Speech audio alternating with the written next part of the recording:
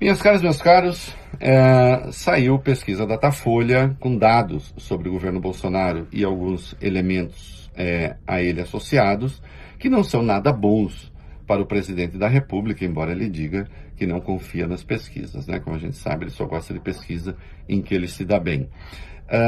Vamos lá. Está em curso uma estratégia eleitoral do Bolsonaro desde já. Parece maluquice falar disso, mas é. Né? O que o Bolsonaro está querendo? O Bolsonaro quer juntar a turma dele.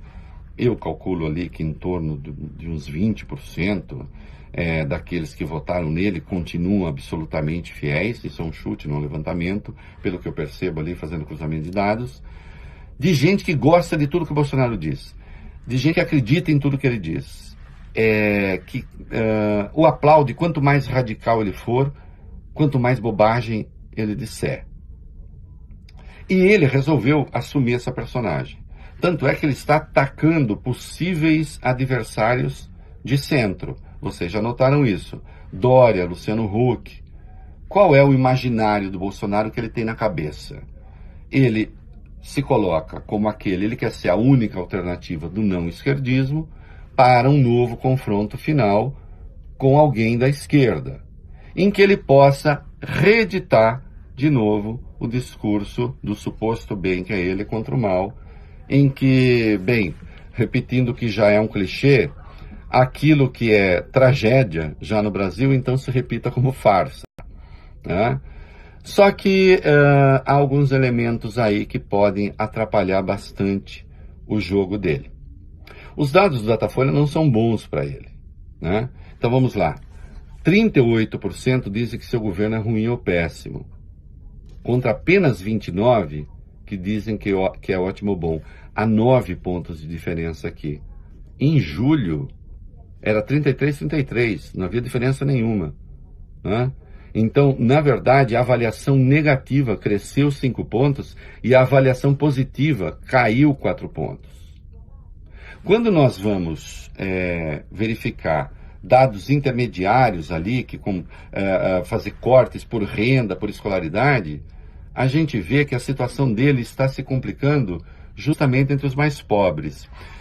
Novos dados. Se a eleição fosse hoje, segundo o Datafolha, o Bolsonaro perderia para o Fernando Haddad. E aqui eu estou considerando assim, Fernando Haddad ou quem quer que tivesse concorrido com o Bolsonaro, o adversário de Bolsonaro, 42-36 em votos totais. 18% não escolheriam ninguém, 4% dizem não saber. Não dá para fazer a comparação direta com os números que a gente tem, porque os números que a gente tem da eleição são os votos válidos. De qualquer modo, eu lembro que naquele caso 21,3% não compareceram e 9,57% votaram branco ou nulo. Né? Mas há aqui algumas coisas que chamam a atenção. Né? Também o Haddad perderia alguns eleitores. Dos que votaram nele, 88% repetiriam a dose.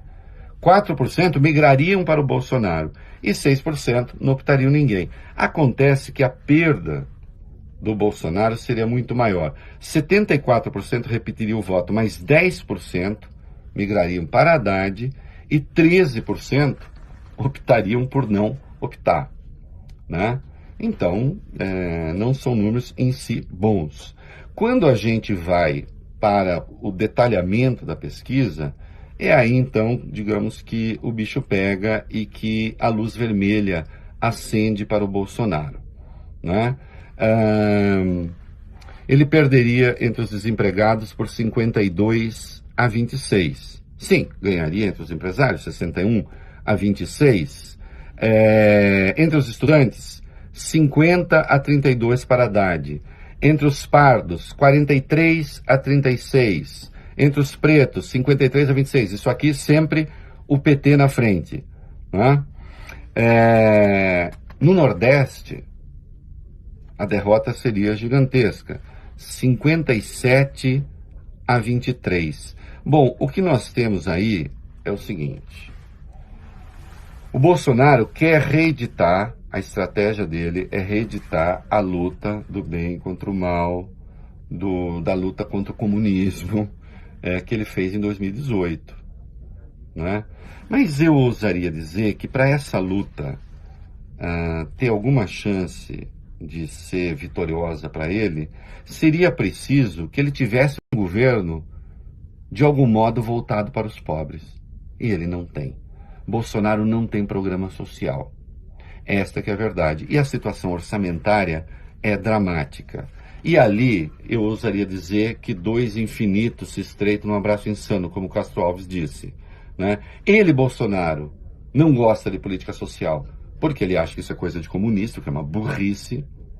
E ele tem certos liberais no governo dele que são um tanto aborrecidos intelectualmente e ainda acreditam que o mercado sozinho dará conta dos pobres. E não dá. O mercado ainda é o melhor lugar para gerar riqueza, mas não faz necessariamente a distribuição. É preciso haver política pública que não existe.